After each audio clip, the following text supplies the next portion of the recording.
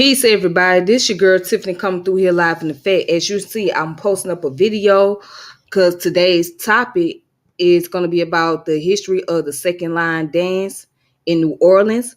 I'm posting up the video here, but I cannot play the sound due to copyright issues. So I just want to go ahead and post this video to show y'all what the topic is. So I'm going to go into the history and all. So as you can see, that's the second line dance in New Orleans.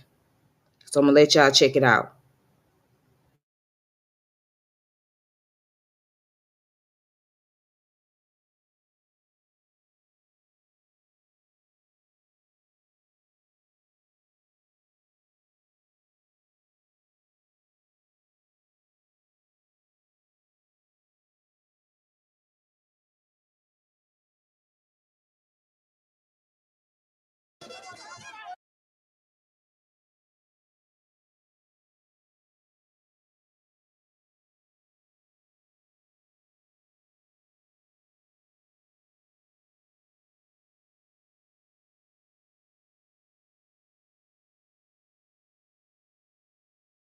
All right, so you guys, that was the second line dance in New Orleans. Just so you guys get a general idea of what it is. All right, so today's Sunday. Happy Sunday to everybody. I hope y'all enjoyed y'all day at church. For those of you that don't went to church, this is Sunday, September 24th of 2023. So make sure you like and subscribe to the channel and hit the notification bell. Share the channel, and also I do have a super chat on here. So if you guys want to, get on the super chat and type in or whatever, you can do that as well. So you can use the super chat if you like. But anyways, so what made me want to do this topic is because I always been fascinated with New Orleans and its history, especially the fact that it's very more African center like. Okay. So I always been fascinated. I said, well, you know what? This is my time to actually just go ahead and do the topic. I always like the dance, the style, the culture, and whatnot. So it's very unique. New Orleans has that blend of the French culture practice with the African tradition and some Native American mix as well. So I said, let's just go ahead and let's get on the subject. So I looked up some information, and of course I'll look up some books for you guys to check out as well. All right. But so far, let's go ahead, let's get into the information. And peace to the chat. Shout out to the chat. Good evening. Shout out to you. Peace. Thank you for coming through. All right. So let's go ahead. Let's look at what is the second line and why they call it the second line. Let me see.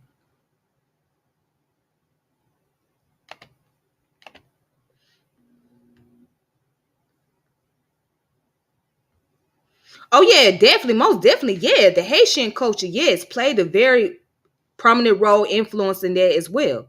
Yeah, we can't forget about the Haitian people. Oh, definitely. All right, so let's look at this second line parade, right? So the second line is a tradition in parades organized by social aid and pleasure clubs with brass band parades in New Orleans, Louisiana. Right, the main line or first line is the main section of the parade or the members of the SAPC with the parading permit as well as the brass band. The second line consists of people who follow the band to enjoy the music, dance, and engage in community. The second line style of traditional dance in which participants dance and walk along with the SAPC in a free form style with parasol and handkerchiefs. It's called second lining. It is one of the most fundamentally Black American retentive cultures in the United States. All right.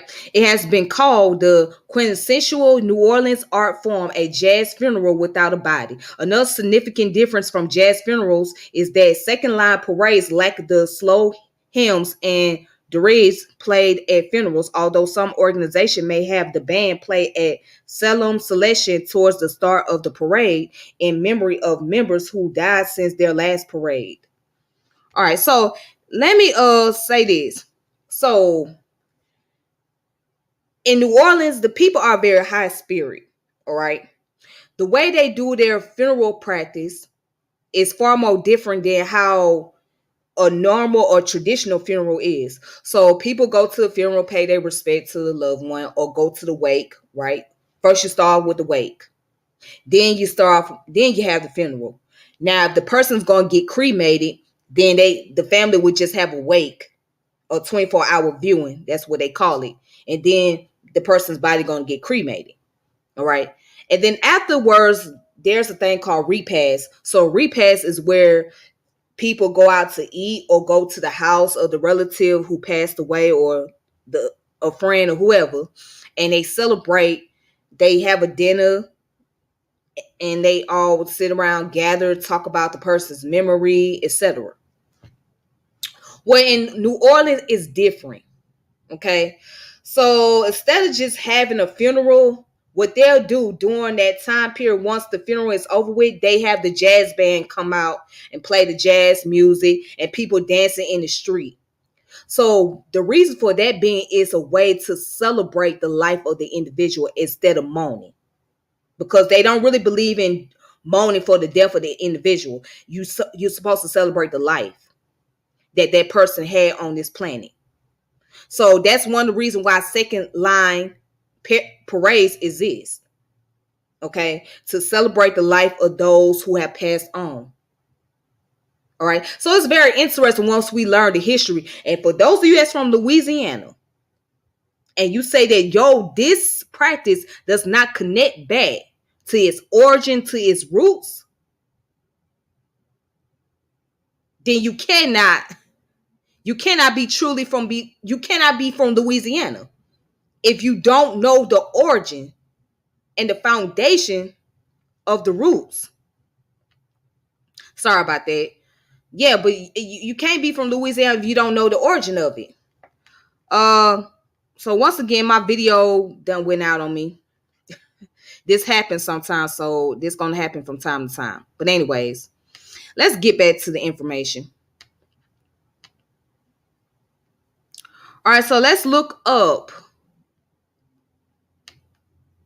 a website that goes into this. All right. So this is called FrenchQuarter.com. So let's skip on down. Okay. So the French Quarter is a location in downtown New Orleans. Okay. All right. So right here, as you can see, these guys right here, they're over here in the French Quarter area. Okay. So now here's the deep roots, the history of New Orleans Second Line.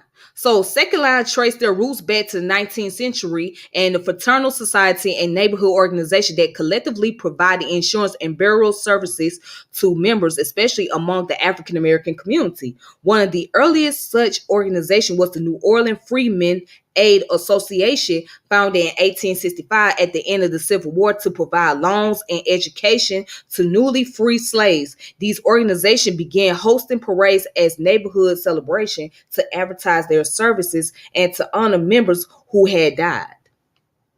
All right. So as racial segregation slowly dissolved and insurance and other services became available to Black New Orleans from mainstream providers, the social aid aspect of these organizations diminished, meaning that they went away. The groups themselves persisted along with their parades, and today new organizations continue to form with the primary purpose of holding a parade. All right. So one of the reasons that the second line came into existence was because of basically going back to 1865, right? The Freedmen Aid Association provides services for those who were unable to get insurance or, to have money to bury their loved ones. So this is one of their ways of basically just trying to, gather up funds to get their loved ones to be buried, and so they can have a funeral services, right? But it goes on to say, reflecting their benevolent roots, however, these organizations are generally still called social aid and pleasure clubs. They have names like the Jolly Brunch, the Sidewalk Steppers, the Money Wasters, the Lady Rollers, the Perfect Gentlemen, the Devastating Men, and the Popular Ladies. Right? So it said these parades are always propelled by a style of music that has rightly been called the street sound of the Crescent City. The New Orleans style brass band in all its thumping, syncopated, feet moving glory, while the instruments used by these bands are familiar, always at least one of the following: trumpet, trombone, saxophone, tuba, etc. They come together for a sound that is as different from the contemporary jazz or even traditional Dixieland jazz as R&B is from heavy metal. Heavy on improvisation and funked up interpretation of modern pop song, brass band music set a soundtrack for the Second Line Party. All right. Then it goes down and says Second Line parades traverse major thoroughfares only briefly, with their routes usually meandering through neighborhood side streets. They can pass Antebellum Mansion on one block and public housing project on a few blocks later. Visitors should always use caution when traveling in unknown area and be aware of their surroundings. Also, these routes can change from year to year, and news of their schedules is usually spread on a grassroots level. All this means it can be difficult for visitors to find information about upcoming second lines or even to catch up with a parade. All right. So that's a little bit of information according to this website. Now, let's see. Yes, it is an American tradition, but hold on. Hold on before you go there. Before you go there, just talking about it's American tradition. Watch this. Watch this. Hold on. Hold on. Wait a minute. Wait a minute. Before you even go there, Derek. Before you even go there. Watch this. Let's go down. Let's highlight this for a moment. The second line has its origins in traditional West African circle or rain dances. The second line tradition was brought to New Orleans by enslaved Africans, where it became a ritual for African Americans, especially in various processions, including funerals. Some scholars believe that the West African rain featured children drumming with adults dancing, that in turn forced the rain to stray into a line. Others noted the similarity of the steps exaggerated stylistic strutting to dances performed in Congo Square by the enslaved, given the day off on Sunday. These dances were officially banned for a time because they were deemed threatening to the white inhabitants of the city, and their resurgence in the second line culture suggests a similar celebration of individual freedom. Now, where does origin trace back to, Derek? It traces back to West Africa. By who? The enslaved Africans. Yes, so we know that it was created in America, right? However, it was the enslaved Africans that brought that tradition to America because of the traditional practice back in the mother's land. Now let's look up what the Congo Square is real quick before we go any further. Watch this. Now, why is it called the Congo Square? Hold on. Watch this. So the Congo Square is an open space now within Louis Armstrong Park, which is located in Treme neighborhood of New Orleans, Louisiana, just across from the Repart Street north of French Quarter. The square is famous for its influences on the history of African American music, especially jazz. Now, this is the Congo Square right here. Okay? That's the Congo Square. Watch this. What's the history of the Congo Square? In Louisiana, French and Spanish colonial era of the 18th century, enslaved Africans were commonly allowed Sundays off from their work, although Code Noir was implemented in 1724, giving enslaved Africans the day off on Sundays. There were no laws placed giving them the right to congregate.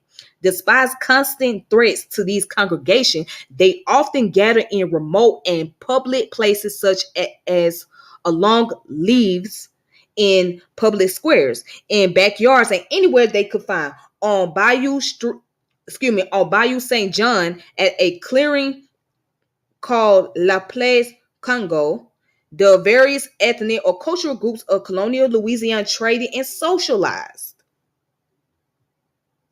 It was not until 1817 that the mayor of New Orleans issued a city ordinance that restricted any kind of gathering of enslaved Africans to the one location of Congo Square. They were allowed to gather in the Place des Negres, right? And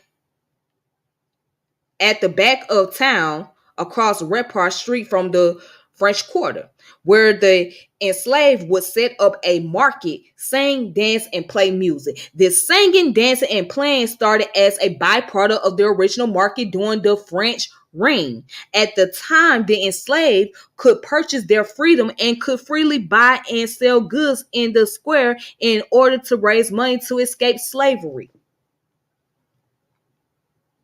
Now, let's go down.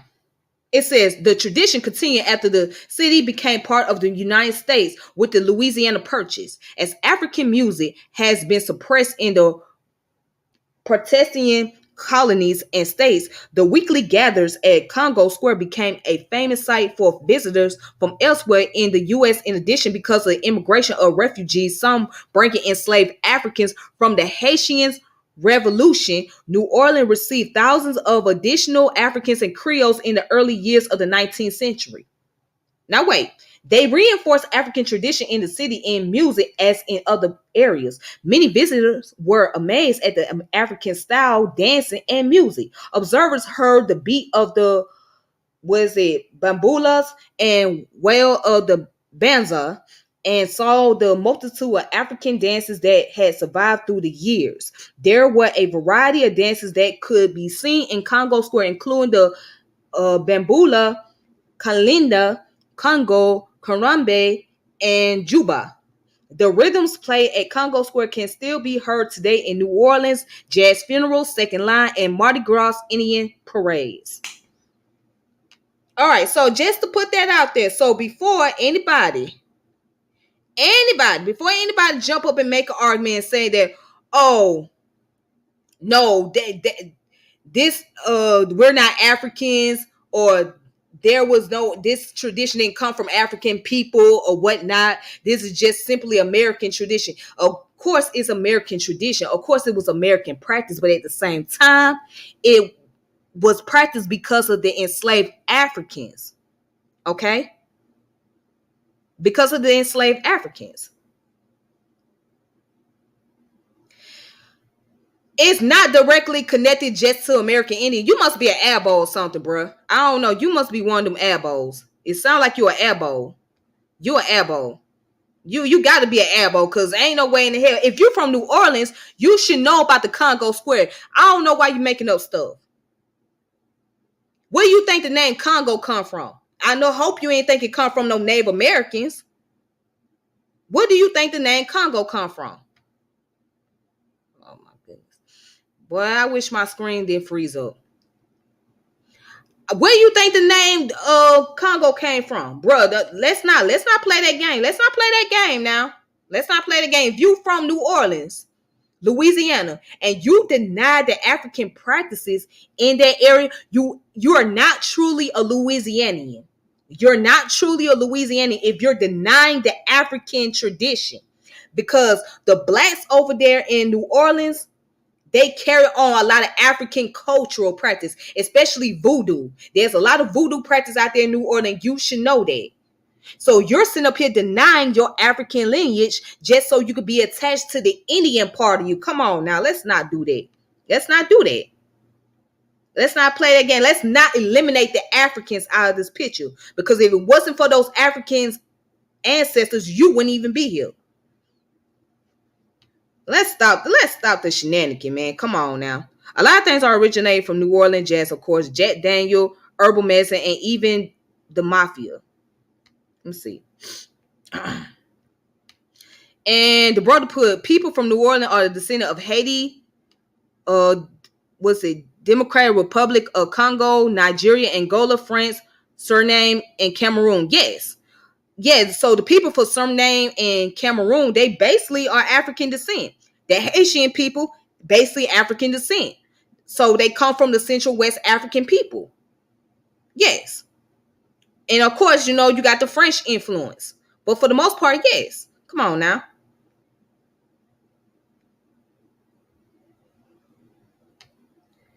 All right, bro. I'm gonna have to put you on timeout, bro. Cause, bro, I don't know what you on. You on something else, bro. I got stuff. I got stuff. I don't know, bro. You tripping? You believe white people built America? You believe white people brought us here? What the hell? Where did you get that white people built America from? You definitely don't know their history, bro. If you really think that I sat here and said that white people built America, you must be crazy. You got to be crazy. But if you study about the transatlantic slave trade, right? By you being from Louisiana, you said you from Louisiana. If you from Louisiana and you don't study about the Atlantic slave trade, you definitely don't know Louisiana history. Go study about the transatlantic slave trade. Go study about that. Because how else would our people would have got here? How else would we got here if it wasn't for these white people? How else? How else would we have got here to America? Go study the Atlantic slave trade. Then we can have this conversation, okay? All right. So until then, yeah, just had to yeah, I had to put that person on timeout because they tripping. Yeah, they tripping. See if I can get that comment off here. All right. Anyway, bro tripping. There's no way. There's no way in the hell he from New Orleans and he's saying all that indigenous stuff. Bro, crazy. Now, unless he talking about being Creole, but even a person that is Creole descent, they are mixed with African. Okay? To be Creole means to be mixed. So that means you are African descended person with some Native American, with some French or Spanish background in you. But if you deny your African descent, then you can't say you Creole either. You can't say you Creole either if you deny being African descent. That's crazy. That's crazy. But anyway, let's continue.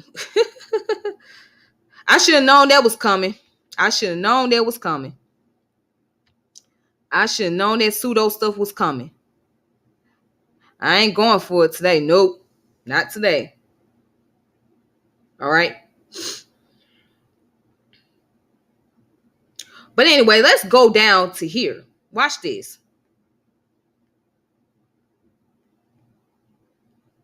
Let me stop the screen. Let me post the screen back up. Let's see. Okay.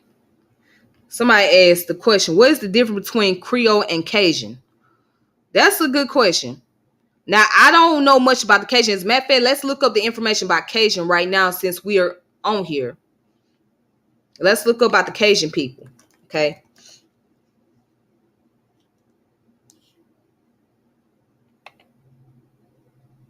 All right, so let's look up the information.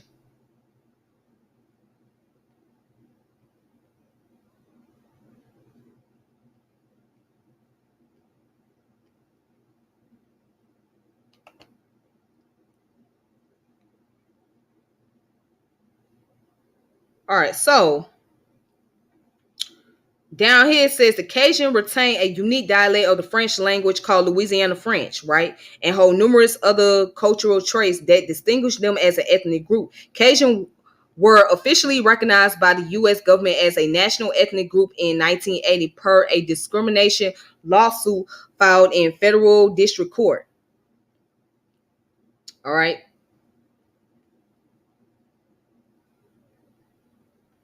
So let's look up the Cajun people. Or you know what? Let's look up down here. So it says Cajun as an ethnic group historically included Indians and blacks. So black Louisiana freemen have historically self-identified as Cajun, using the term in regards to the ethnicity of the Cajun country and the language they speak, which is Aminde Ardion, for example, spoke only Cajun French. At his height was known as the first black Cajun recording artist. All right. So, to my knowledge, I thought that the Cajun people were actually those who were European, right?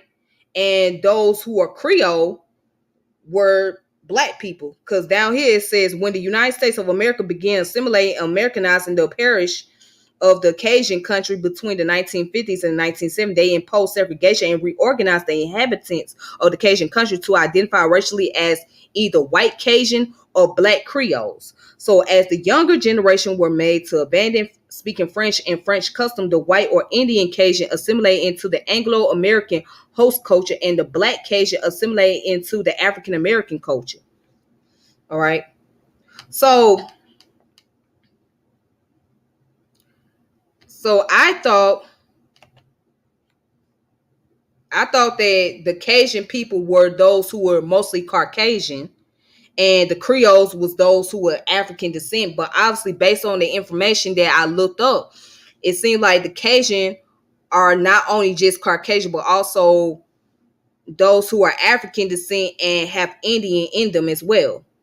But I only know a little bit about the Creole people more than I know about the Cajun people. So there'll be something that you can really ask somebody who's from New Orleans, and they can explain to you better than I can, because I can't really explain as far as the difference between the Cajun and the Creole people. They can explain to you better. But from what I was told, that the Cajun was more of the Europeans and the Creoles were more of black people, right? So that's what I was told.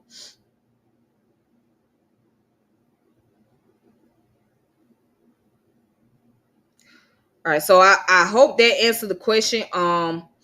Again, I couldn't really tell you the difference, so you would have to talk to somebody that's from Louisiana, from New Orleans, that really knows the difference. All right, somebody who know their history, not that guy that was coming on here talking that pseudo stuff, but somebody that really knows the history. They can explain it better. All right, so anyhow, let's go back. Go back to the information. Um,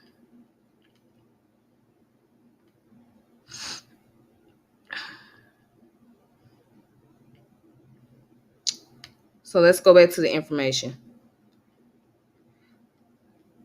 You're welcome. You're welcome.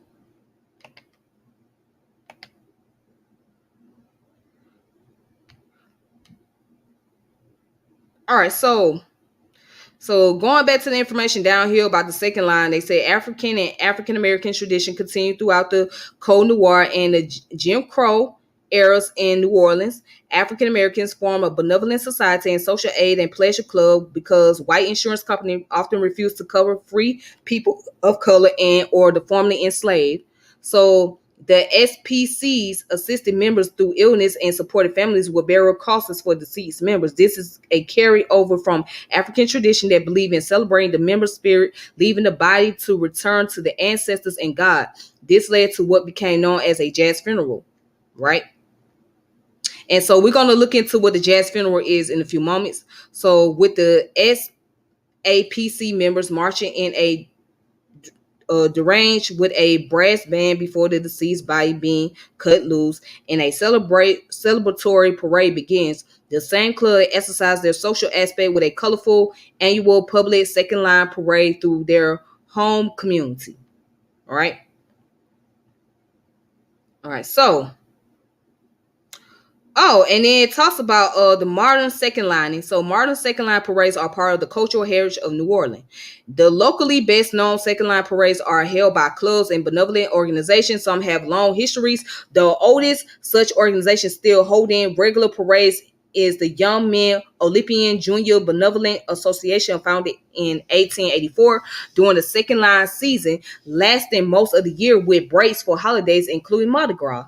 And the hottest part of summer, there are second line parades most Sundays. Longer parades often make stops commonly at bars where refreshments have been arranged for members, and those following the parade for fun can purchase something. There are often vendors selling soft drinks, beer, street food, including barbecue and yucca man. Wow. Okay, so let's go down and let's look at the jazz funeral. All right, let's look up jazz funeral real fast. And you might wonder, well, why is she using Wikipedia source? Well, a lot of people go to Wikipedia. So Wikipedia do have a lot of great information. All you have to do is just look at the bottom of the page and find the references to get the information as well. So, but this is just the easier access where people can go and find information. Now, right here is jazz funeral, right? And a jazz funeral is a funeral procession accompanied by a brass band in the tradition of New Orleans, Louisiana, right? Right. So, and it goes into the history. The term jazz funeral was long used in by observers from elsewhere, but it was generally disdained as inappropriate by most New Orleans musicians and practitioners of the tradition. The preferred description was funeral with music, while jazz was part of the music played. It was not the primary focus of the ceremony. This reluctance to use the term faded significantly in the final 15 years or so of the 20th century among the younger generation of New Orleans brass band musicians more familiar with the Dirty Dozen brass band and the Rebels brass band funk including style than the older traditional New Orleans jazz. So for those of you that don't know, jazz started in New Orleans, okay? New Orleans is the home of jazz music, all right? Anyway, so the tradition blends strong European and African cultural influence. Louisiana colonial past gave it a tradition of military-style brass bands, which were called on for many occasions, including playing funeral procession. This was combined with African spiritual practices, specifically the Yoruba tribe of Nigeria and other parts of West Africa. Jazz funerals are also heavily influenced by early 20th century Protestants and Catholic churches. Black brass bands and the idea of celebrating after death in order to please the spirits who protect the dead. Another group that has influenced jazz funeral is the Mardi Gras Indians. Okay? All right. All right, so again, this tradition is very common to celebrating the passing of an individual, right? All right, so let's see. So that's that information. I wish I can get my screen back up so y'all can see my face. It sucks. This really sucks. I wish I can get this screen back up. Nah. Let me see if I can get my screen up.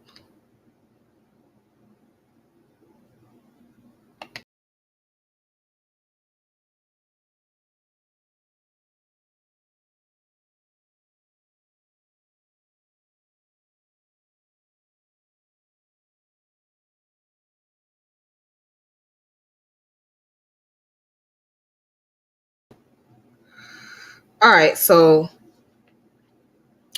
anyhow, let's just go into the books that you guys can find for those who want to look up information. All right, so there's this book called Jazz Religion, the Second Line in the Black New Orleans after Hurricane Katrina.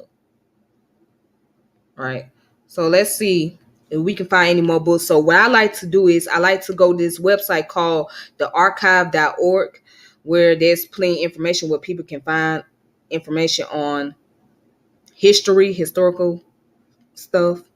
So let me see if I can find any books on here.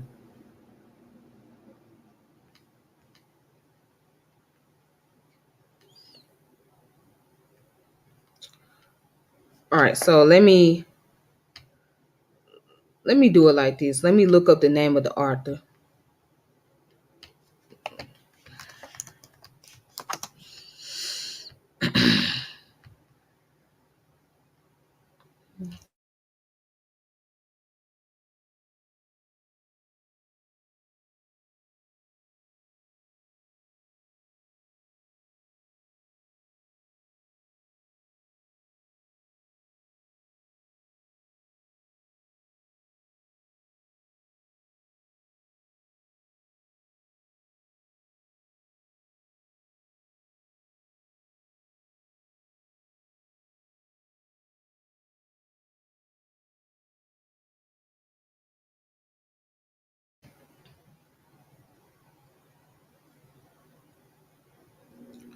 All right, so let me see. Somebody posted the comment. So Creole heritage is the one who speak French and was Catholic, the original meaning. Okay, so what about the ones that was Cajun? Because the Cajun people also spoke French as well. Um,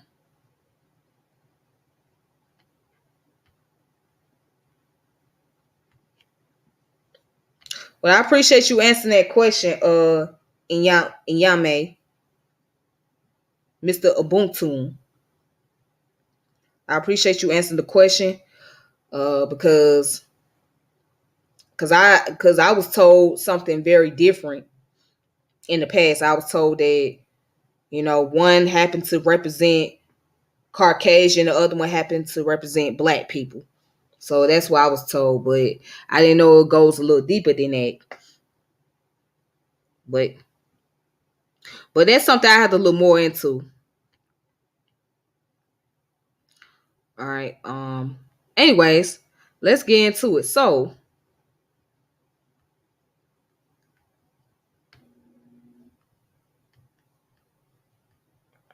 let's go ahead and let's get into it. Let's get into it. All right. So here's a book that speaks on the history about second line in the jazz religion, right, in New Orleans. So this is written by Richard Brent Turner. The book is called Jazz Religion, the Second Line in Black New Orleans after Hurricane Katrina. All right. Okay. So you guys can go on this website, check out this information. If you guys want to look up more information about it. So right here, the introduction talk about follow the second line, the Haiti, New Orleans voodoo connection, Zora Neale Hurston as the initiated observer. So I want to get into that. And Mardi Gras Indian and second line, sequin artists and rah-rah bands, street festival and performances in New Orleans and Haiti. All right, the healing arts of African diasporic religion, right? In rhythm with the spirit, the New Orleans jazz funerals and the African diaspora. All right. So epilogue, a jazz funeral for a city that care for God, the New Orleans diaspora after Hurricane Katrina. All right. So here we go. Let's go down to the first information. That's the introduction. Um,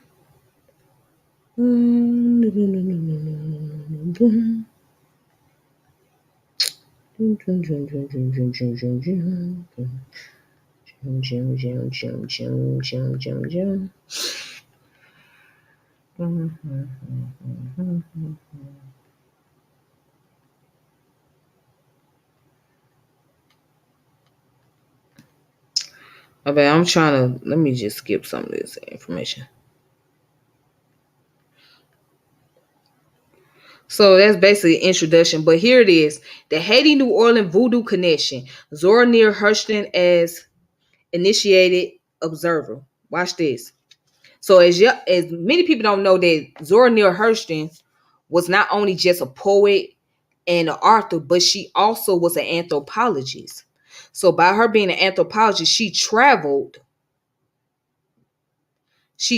a lot. She traveled to different places. So she was studying about the African practice in Florida, because that's where she was from originally. She was from Florida.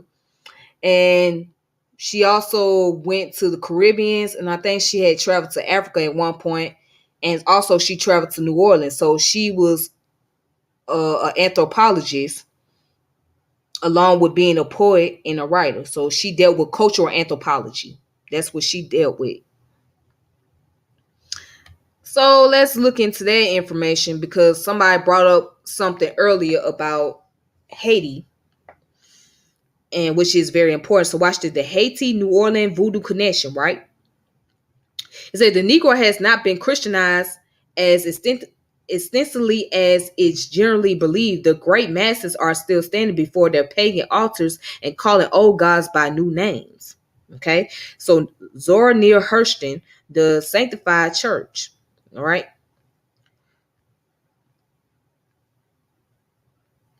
All right, so it goes in and talk about the story of Zora Neale Hurston's journey as an initiated observer of voodoo, and her introspection into the mystery of the religion is an extraordinary religious narrative. So Hurston interprets the key themes of voodoo's taps the magical spiritual wisdom of her elders and ancestors, and record what Haitian adepts call Kozian, the esoteric spiritual knowledge of ordinary black folk who created transformative healing rituals in the communities of African diaspora. These ancestral, esoteric, and healing elements in Hurston's spiritual journey are also the essence of the religious dominant of second line cultures. All right. So let's go down a little bit. So say through the memory of folklore, Hurston explicates in mules and men the complex religious dominant of second line culture, namely the secretive world of early 20th century New Orleans voodoo. She uses the highly original strategy of folkloric performances to recreate the rich vernacular language rhythms of the black community, which are central to second line musical performances, and their connection to the geo-historical roots of New Orleans as an important circum-Atlantic city. Her narratives of the 19th century voodoo queen Marie Laveau and the weekly Congo Square festivals, with their roots in Haitian and West and Central African spirituality, embody historical memories of slave resistance in New Orleans that continue to influence the political expression in second line performances. So Hurston's performative representation of her own initiation in Mule and Men is a powerful case study of how second line culture encompasses and expresses significant aspect of the religious tradition of voodoo, right?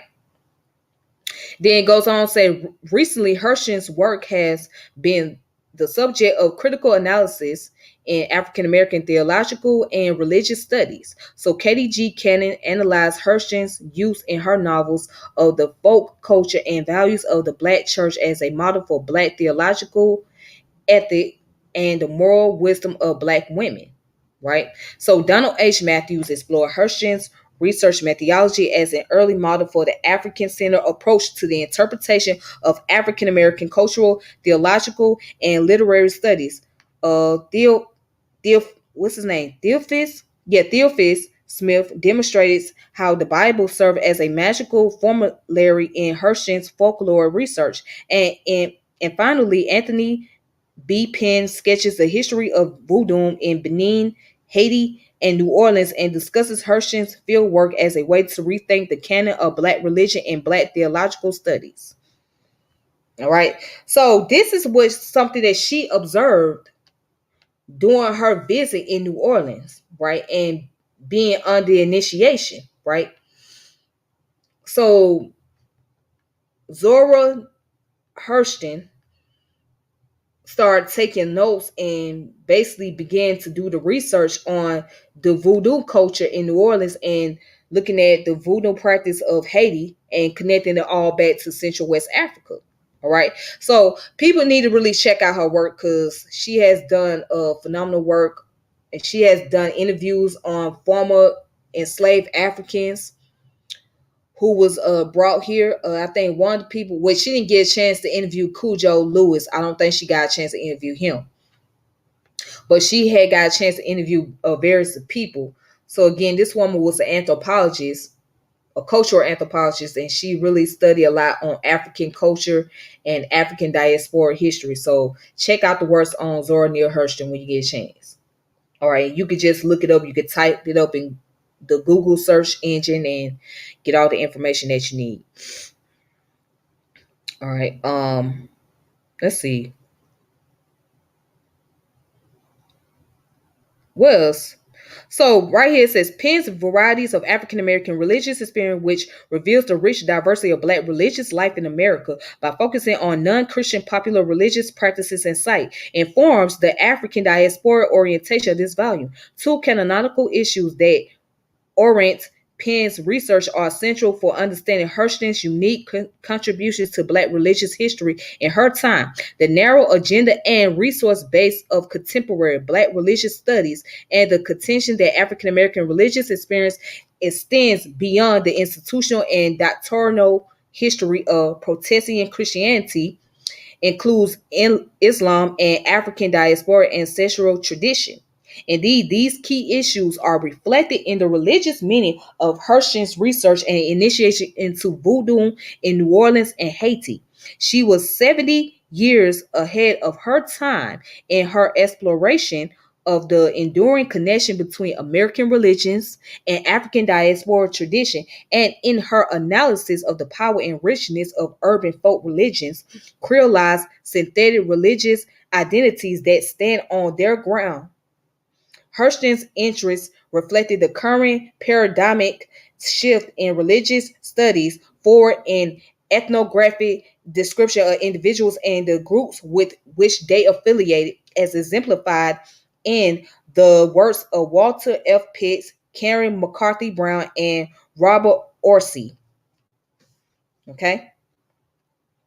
Oh, and then it goes in to talk about Zora Neale Hurston and New Orleans voodoo, the Haitian concept of knowledge, Coscience, or was it Cogniscience? I don't know how to say the word.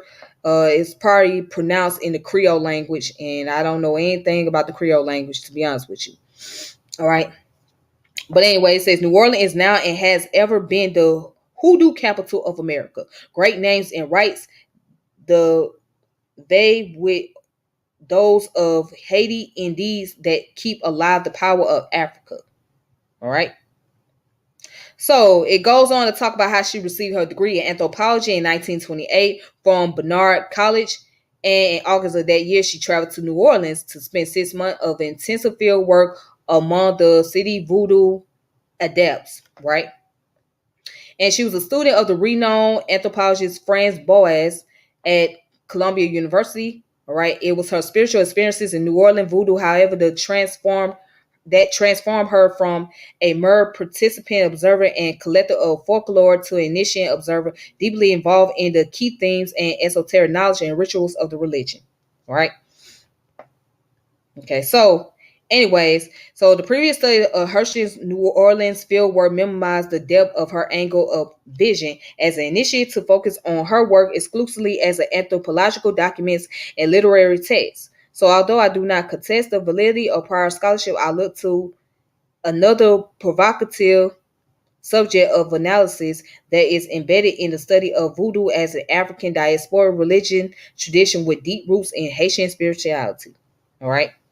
So this is the author speaking about, his research on Zora Neale Hurston's studies, etc. Right? Okay. So it says her records of esoteric knowledge in both mules and men and hoodoo in America is an important primary source of information about New Orleans voodoo in the early 20th century and its connection to Haitian voodoo. All right, so I'm just going to leave right there, and I'm going to look up the book about the mules and men and hoodoo in America. All right, but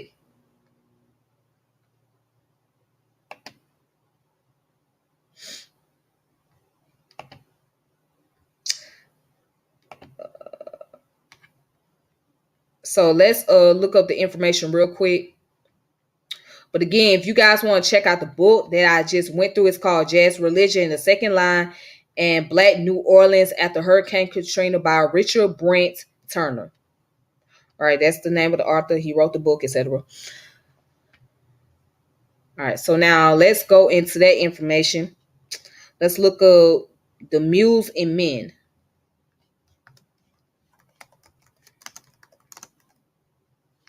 Let's see. All right, let's see.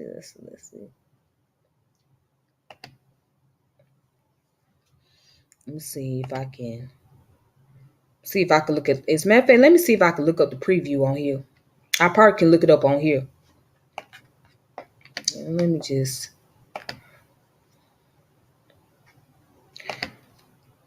Let's look up.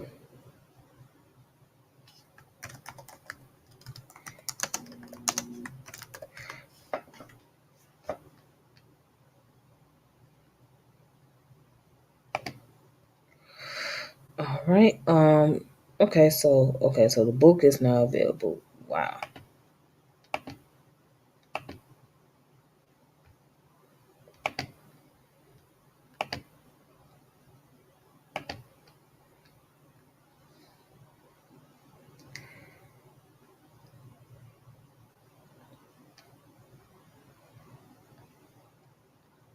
All right. So let's see.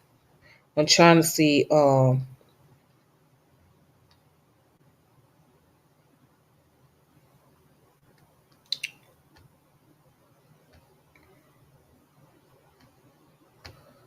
Okay. So let me try this. Let me try something different. I'm trying to see if I can.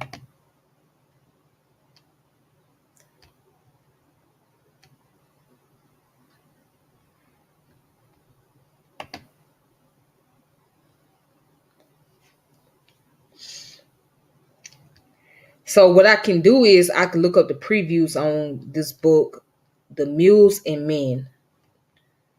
Sometimes it's not very easy to find a lot of stuff. Let me see it right here. All right. So here is the book, Mules and the Men. All right. So here's the book by Zora Neale Hurston, Mules and Men. Okay. So let's see. So this is a collecting folklore in the 1930s. Now remember, she did all this research in the 30s. All right.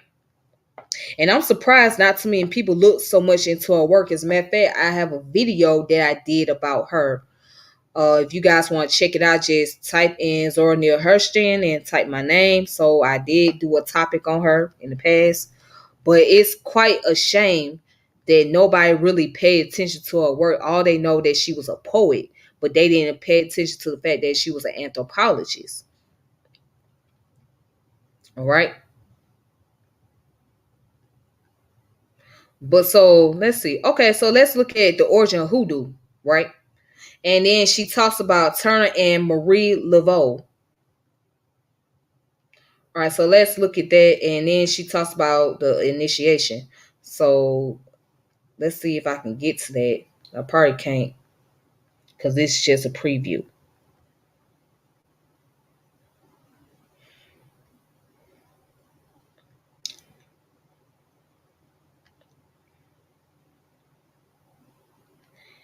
All right, so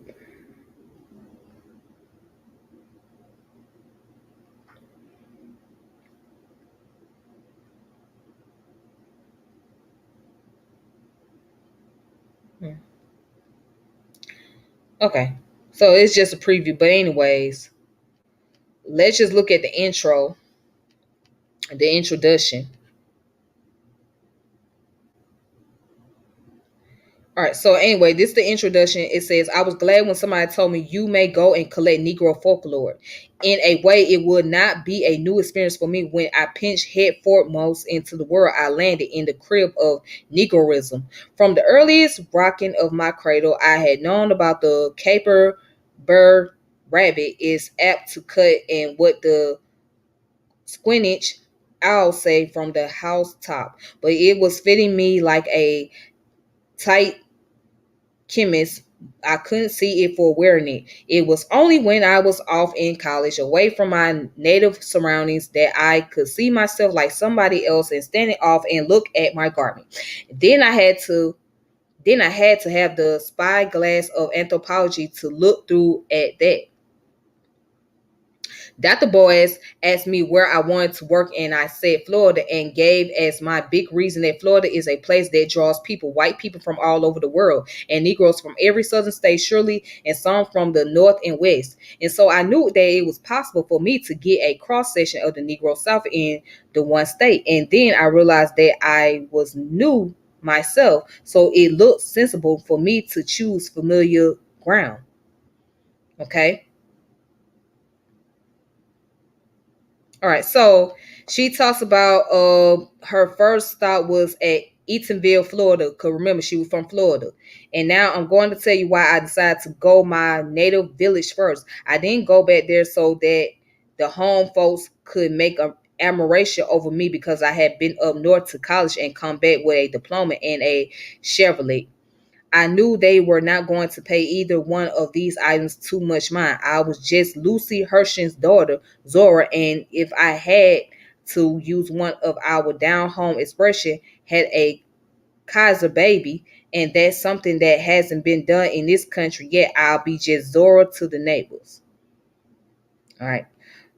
So unfortunately, I couldn't get all the information that I really want, but so far this go into like the introduction and the in chapter one. All right. So, but you can't really check it out on archive.org because like it's limited sources there as well. So, but anyway, this is the title of the book right here. If you guys want to purchase it, you could purchase it on Amazon. The Mules and Men. Right. But anyways, that's pretty much enough information right there. That's all I wanted to really show you guys. So I don't want to go into further details or whatnot. But if you guys want to look up more information about Zora Neale Hurston and the second line in New Orleans jazz, please do so. As a matter of fact, I will post up the title of the book again from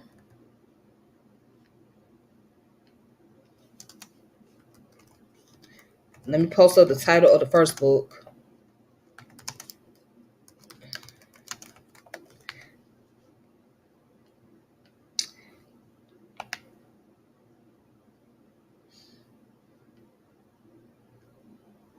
All right, let me bring the image back.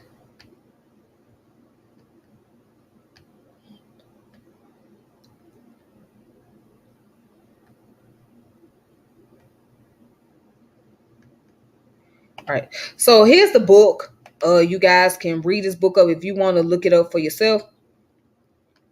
The name of the book that I was reading the first time was called The Jazz Religion, the Second Line in Black New Orleans After Hurricane Katrina by Richard Brent Turner. You can look it up. You can read up on the information. You can get the book on Amazon, all right, to check out more stuff, learn about the culture and history. Very fascinating. Yep. Yeah, she was. She was an anthropologist. Yeah. See, a lot of people don't know that because when you hear her name, the first thing you think about is the Harlem Renaissance, which she did play a vital role in that because of the fact that she was a poet and she was I think she was a singer as well, but I know she was a poet and she was an author. So there was a movie, Their Eyes Watching God, yeah, with Halle Berry and Michael Ealy, and I forgot who else played in the movie, but she was an author of that book. So yeah, a lot of people when they hear about her, they know her as a poet and as an author. But many people don't know that she had an educational background in anthropology. All right. So what she studied is what we call today cultural anthropology. So there's different branches of anthropology.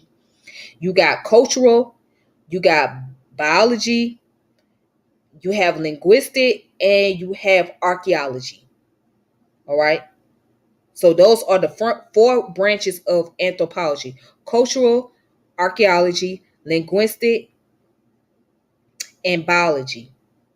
All right. So what she studied was the cultural aspect of anthropology, because you're dealing with the way of life, the tradition, the custom that people practice. Yep. Yeah, she was a real person. She was very smart, very intelligent woman. But sadly speaking, when she passed away, she died penniless. Basically, she died penniless. She didn't have any money to her name. She was poor. Yep. But again, it's just really sad that not a lot of people commemorate her work and what she has done. So,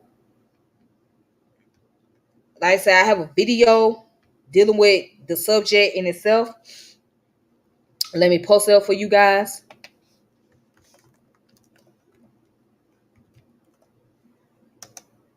Hold on.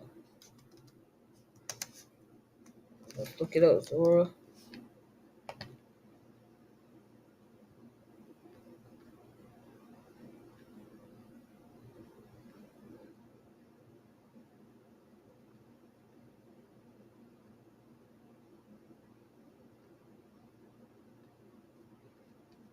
Oh, I did. Yeah, I did a video on her. Hold on. Okay, so let me show you guys the video that I did.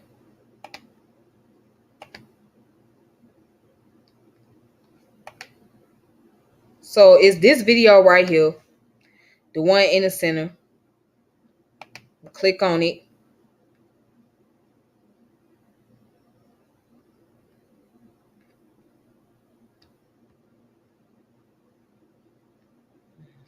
I don't know what's going on here. All right, so this is the video that I did right here. So,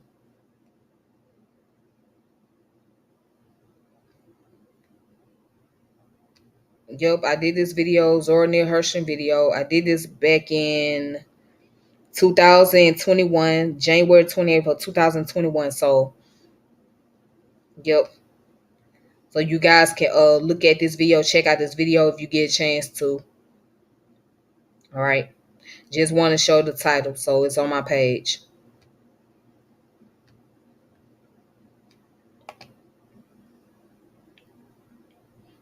Yep.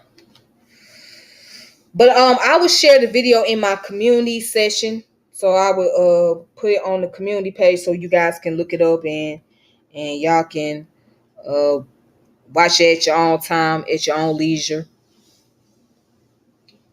So anyways, that's all the information I have for tonight. And I want to thank you guys for watching. I really appreciate it. Thank you all so much. All right. And and for those of you that's elbows coming over here talking that stuff, please don't do it. Don't come over here with that pseudo nonsense. If you're an elbow, don't, cause I would not be going for that. You're not gonna run that game on me.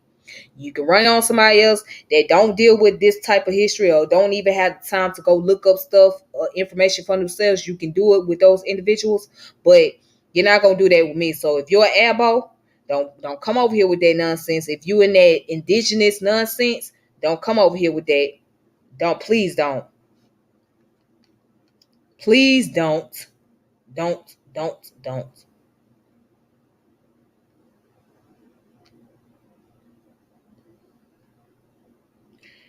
Don't. We not going for that. This is why people gotta do their research. You know what I'm saying? This is why people gotta look up things for themselves before they just go along and say some random stuff. All right. But I appreciate you all for watching. Thank you so much. And Yame, thank you for watching. MJA 2873, thank you for watching. Let me see who else. Uh and for whoever did not comment on here, thank y'all so much. I really appreciate y'all. So until next time, peace and power, elevation be to all of you. You can check out my previous videos. If you like this video, you go ahead and like it. If you want to subscribe to the channel, please make sure you subscribe, share the channel, share the video, etc. And I apologize for the fact that you guys can't see my face, but at least y'all can hear my voice on here. And that's good enough for me. That's really good enough. So if you want to subscribe to the channel, and go ahead and subscribe, make sure you hit the notification bell whenever I come on. That's it. All right, y'all take it easy. Peace.